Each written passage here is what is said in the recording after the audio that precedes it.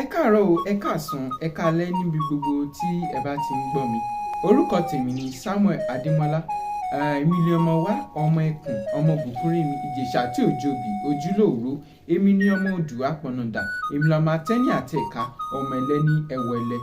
Èmi lọmọ olóbì kan ọ̀wọ̀ tí wọ́, èmi lọmọ olóbì kan ọ̀wọ̀ tí wọ̀. Èyí tí ó fẹ́ tẹni, àwọ̀ sápọ̀ ẹni, èyí tí ò fẹ́ tẹni, àwọ̀ sínú igbó. Ọmọ Ògèdèngbé, agbógungbòòrò, adépọ̀npọ̀n lójú ogun. Ẹ káàbọ̀ sórí ètò yín, ètò wa Èdè Yorùbá. Nínú èdè Yorùbá yìí, a máa ka ewì àkọ́mọlédè tí ẹni tó sì kọ ìwé yìí tórúkọ rẹ̀ jẹ́ Dèbó Awẹ́. Tí a máa kà nínú ewì àkọ́mọlédè jẹ́ ẹrú fẹ́ ṣe bí ọba, àkèré pètè ìyẹ́, ẹṣin pètè ọ̀yàlà, yẹ́dí kò túrúrú, kò tún fi kọ́lá sọ́rùn, àgọ́ àlà fẹ́ mọ́lẹ̀ bí òṣùpá, àfòpiná gbé ara ẹ̀wà dà bí ti labalábá, ìrù tó bá lẹ́rù nípakọ̀, ó pètè àti gbé ni mì pátápátá. Aṣiwèrè fẹ́ ru igbá rẹ̀ wọ ọjà, agbára òjò fẹ́ wọlé onílé. Ẹni tó sọ òkò sí màálù, ó pètè àti pa ẹran. Àyàn ń pètè àtijọ́, adìẹ ní kò jẹ́.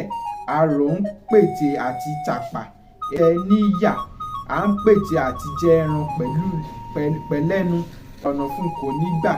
Ó wu ẹrú kó ṣe bí ọba, ó wu ìwọ̀fà kó ṣe bí ọ̀gá.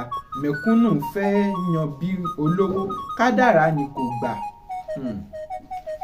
Ẹ rí i pé ọ̀rọ̀ yìí lágbára. Ṣókí báyìí ni ọbẹ̀ oge. Tó bá ti di ọjọ́ mẹ́jọ, ká tún fi ìyá ẹ̀ta ká tún fi pàdé.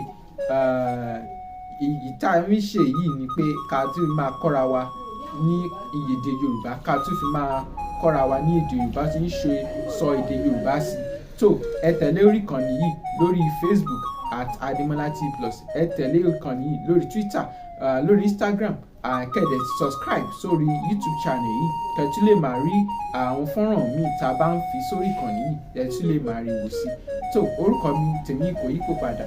Orúkọ mi ni Samuel Adémọ́lá.